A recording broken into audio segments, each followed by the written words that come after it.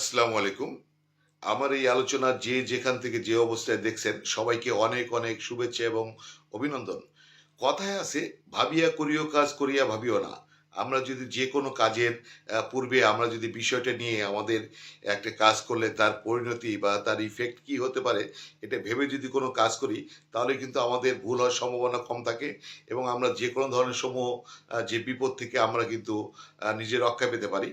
আমাদের বর্তমান সময়ে সবচেয়ে যোগাযোগের যে উৎকৃষ্ট মাধ্যম সোশ্যাল মিডিয়াতে, সেটি হলো ফেসবুক।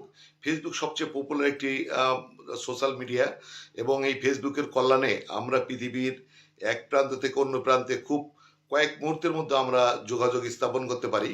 তাই এই ফেসবুক যেমন আমাদের জীবনকে করে দিয়েছে অনেক আধুনিক এবং আমাদের জন্য অপার সম্ভাবনাময় যে হাতছানি আছে, ঠিক এর কল্যাণের পাশাপাশি এই ফেসবুক নিয়ে আমরা যদি একটু সচেতন না হয়ে এটা অপারেট করি, এই ভুল অপারেটের ফলে বা আমাদেরকে একটা লোক সম্পর্কে তার আইডি দেখে তার সম্পর্কে আমরা নিশ্চিত না হয়ে তার সাথে যদি ঘনিষ্ঠ কোনো সম্পর্কে আমরা জড়িয়ে পড়ি, তাহলে কিন্তু আমাদের খুব ভয়াবহ পরিণতি আমাদের জন্য অপেক্ষা করবে।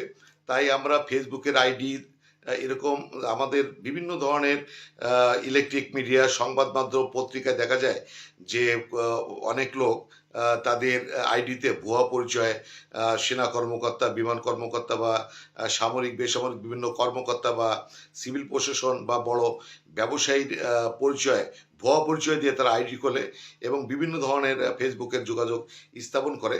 তাদের ফাঁদে পড়ে বিভিন্ন ধরনের তরুণ তরুণী কিন্তু আকৃষ্ট হয়ে পরবর্তীতে তাদেরকে এরকম ঘটনা ঘটে যে জীবন পর্যন্ত তাদের আত্মহত্যা দিতে হয়।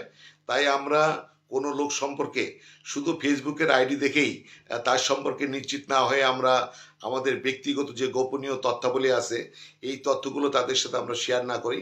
আমরা যদি আমাদের আর্থিক বা যে কোনো গোপনীয় বিষয়ে আমরা যদি তাদের সাথে সরল বিশ্বাসে আমরা শেয়ার করি, কোনো লোক সম্পর্কে নিশ্চিত না হয়ে, তাহলে কিন্তু আপনাকে তারা যে কোনো সময় এক সর্বশান্ত বা পথের ভিখারি করে দিতে পারে।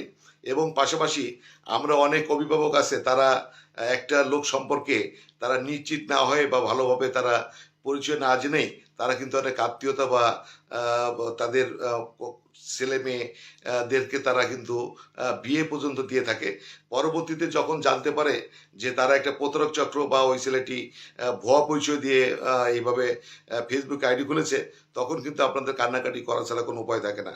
তাই আমরা আমার এই আলোচনা যে যেখান থেকে যে অবস্থায় দেখছেন, আমি চাই যে আমার আলোচনার মাধ্যমে যাতে সবাই একটু সচেতন হয়। শুধু ফেসবুকে যোগাযোগ স্থাপন করে কারো সম্পর্কে নিশ্চিত না হয়ে, ভালোভাবে তার সম্পর্কে কোনো খোঁজখবর না জেনে তার সাথে কোনো ঘনিষ্ঠ কোনো আমরা সম্পর্কে, সে বন্ধুত্ব হোক বা ঘনিষ্ঠ সে যে হোক না কেন, আমরা তার সাথে ঘনিষ্ঠ কোনো সম্পর্কে না জড়াই বা আমাদের ব্যক্তিগত তথ্যাবলী বা কোনো ধরনের যে জীবনের যে সঙ্গী করার মতো আমরা সিদ্ধান্ত না নেই।